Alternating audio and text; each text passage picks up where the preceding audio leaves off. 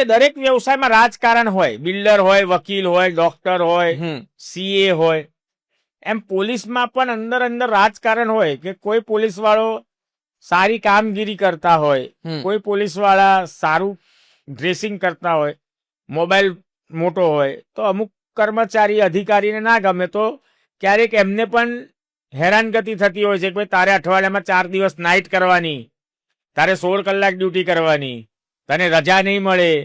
જે વહાલા હોય એને રજા મળી જાય, જે વહાલા ના હોય એને રજા ના મળે, એને નાઇટ વધારે કરવી પડે. એટલે આવું બધું આંતરિક થતું હોય, પરંતુ પોલીસનું મહેકમ બહુ ઓછું છે, સ્ટાફ બહુ ઓછો છે. પોલીસવાળા બિચારા એમના પરિવારને પણ અઠવાડિયે 2 દિવસ મળતા હોય, અધિકારીઓને પણ એવું છે. 365 માંથી 300 દિવસ મોટા ઉચ્ચ અધિકારીઓ બંદોબસ્ત અને કામગીરીમાં વ્યસ્ત હોય.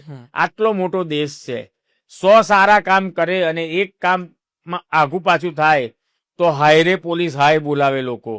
એટલે પોલીસની જે નોકરી છે ને એ બહુ અઘરી છે, એટલી બધી જવાબદારી છે, પણ સામે એપ્રિસિએશન બહુ જ ઓછું છે. તમે પોલીસનો વિરોધ કરો એટલે પબ્લિકમાં હીરો બની જાઓ, એટલે અમુક પબ્લિસિટી ભૂખ્યા લોકો કે અમુક નેતાઓ વિરોધ પક્ષના હોય કે જેને નેતા બનવું હોય કે જેને સ્ટાર બનવું હોય, એ લોકો પોલીસની હાય બોલાવે, પોલીસ વિરુદ્ધ લોકોને ઉશ્કેરે. પણ પોલીસ કેટલી મહેનત કરે છે, પોલીસ કેટલો સંઘર્ષ કરે છે, પૂર આવે ત્યારે પોલીસ કેટલાની જિંદગી બચાવે છે, અધિકારીઓ પણ 4-4 કિલોમીટર ચાલતા હોય છે. એટલે પોલીસ જે કરે છે ને, આર્મી અને પોલીસની કામગીરી એક સરખી જ છે.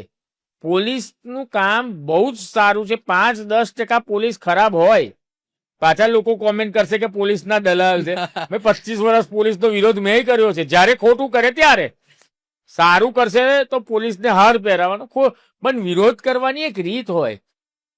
એમની પરિસ્થિતિ તો સમજો ભાઈ. 16 કલાક તમે નોકરી કરો, નાઇટ કરો, આખી રાત પેટ્રોલિંગ કરો, ખાવાનો ટાઈમ નથી હોતો પોલીસ અધિકારી કે કર્મચારી. એમના પરિવારના છોકરા ક્યારે મોટા થઈ જાય એમને નથી ખબર હોતી.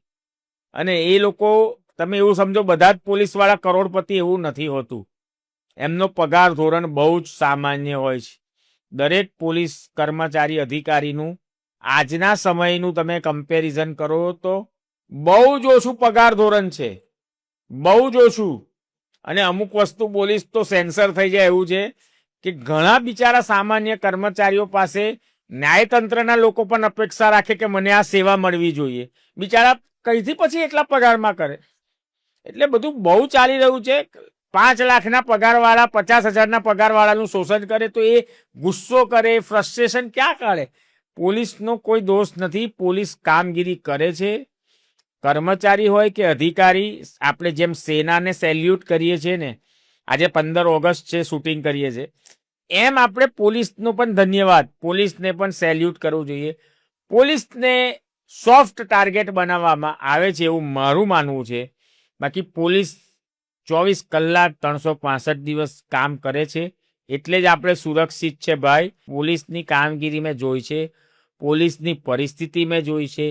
એટલો બધો સંઘર્ષ, એટલી બધી મહેનત, અને તેમ છતાં 10 દિવસ થાય ને એમાં 4 દિવસ પોલીસની હાય હાય બોલાવા વિડીયો બનાવે, પોલીસ સ્ટેશન જાય, કોઈ નેતા પાવર કરવા જાય, કોઈ વિસ્તારનો કાર્યકર નેતા બનીને જાય, કોઈ સોસાયટીનો પ્રમુખ દાદાગીરી કરવા જાય. એક પોલીસ અધિકારીને દિવસમાં 25% 30% લોકો તો ખોટી ફરિયાદ લઈને આવતા હોય, અને પછી તમે ના સાંભળો એટલે તમારી હાય હાય બોલાવે. એટલે બહુ ખોટું છે. પોલીસ છે તો આપણે સુરક્ષિત છે એવું માનવું જોઈએ.